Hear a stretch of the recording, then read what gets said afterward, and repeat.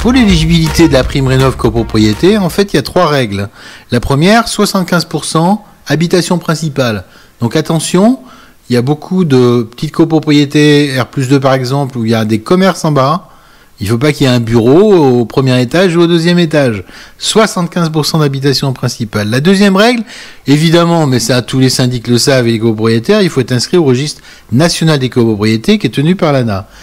Et la troisième solution, c'est qu'il faut avoir un gain d'au moins 35% d'énergie.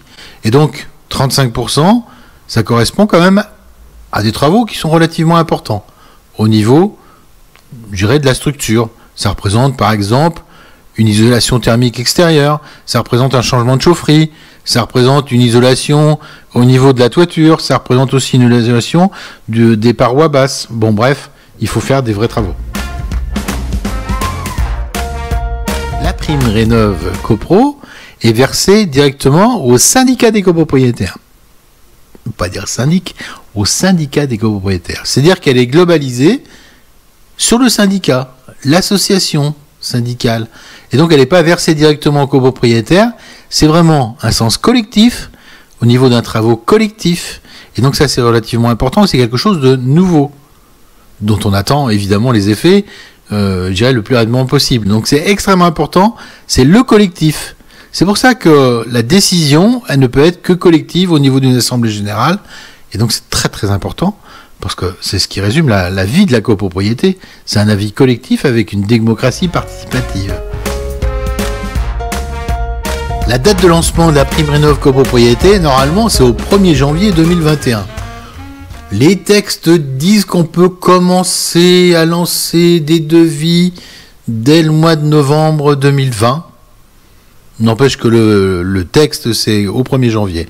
Ceci dit, si une copropriété est déjà lancée dans une étude, qu'elle a déjà toutes ses études de travaux, une étude thermique, et qu'elle a déjà voté des travaux, elle peut être éligible à cette prime rénov copropriété, si bien entendu elle respecte les 3 conditions qu'on a données précédemment.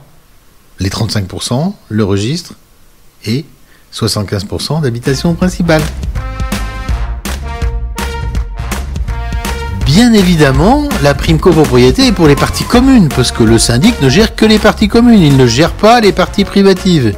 Et bien entendu, le copropriétaire peut très bien rénover à l'intérieur de son logement, par exemple les répartiteurs de chaleur, certains radiateurs, etc. Il peut améliorer le confort de l'occupant, qu'il soit bailleur ou qu'il soit propriétaire occupant, et il peut très bien avoir droit à d'autres primes individuelle, c'est là pour son logement.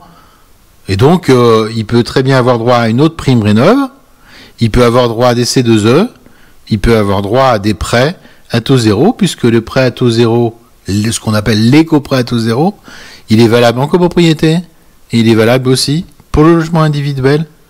Donc, c'est vraiment 2 choses différentes, mais c'est vrai, quand même, il faut le dire, qu'en copropriété, la majorité de la rénovation énergétique, c'est l'enveloppe de l'immeuble, et donc ça concerne les parties communes.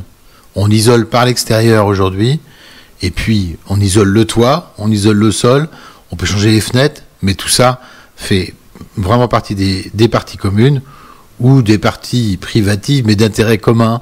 Bon bref, je veux dire qu'il ne reste plus grand-chose au niveau de l'intérieur du logement. Mais on peut changer les ampoules, on peut changer pas mal de choses.